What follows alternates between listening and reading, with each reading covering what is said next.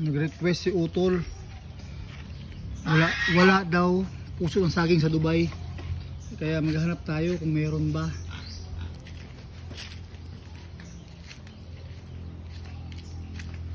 Parang may nakita ko dito isa eh. Hindi ko lang alam kung pwede na bang kunin, kung hiwalay na ba siya sa kanyang mismong puno.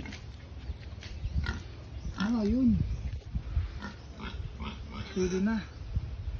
Yun lang po ang maganda sa bukid, sa probinsya, kasi may mga tanim kang saging, may mga prutas kang tanim. Tingnan natin kung meron pa ba dito. Kakauwi lang kasi natin galing Davao. Natanggalan naman ng puso na. Wala na, natanggalan na ng puso.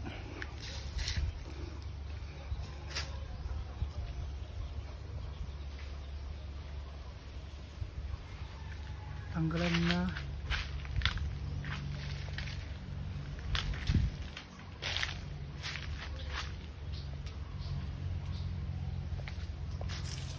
Hanap pa tayo dun sa kabilang area natin.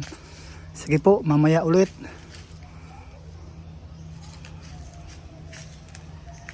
Last punta ko dito, last month.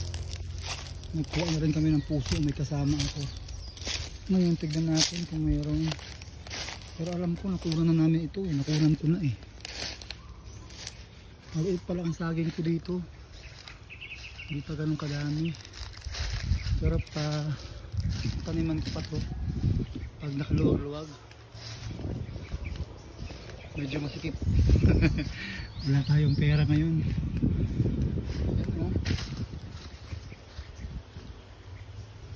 Ganda kasi ang saging, vice versa.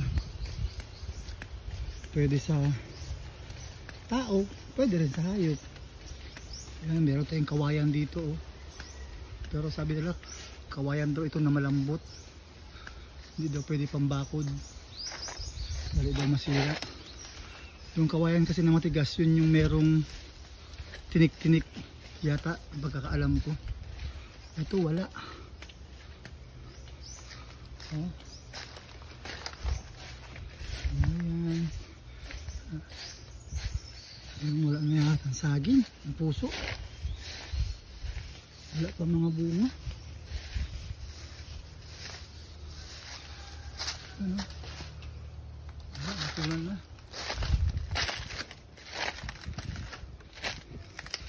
Isa lang ang nakuha natin, isa lang.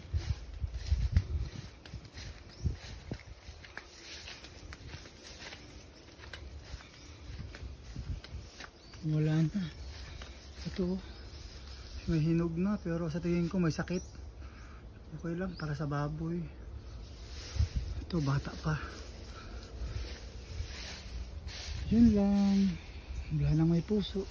Ito yung may hinog na, pero maliliit pa, sa tingin ko may sakit siya. Ito. Maglinis na lang tayo. Maglilinis tayo ng galis tayo ng mga patay na dahon. Yun lang, mamaya ulit.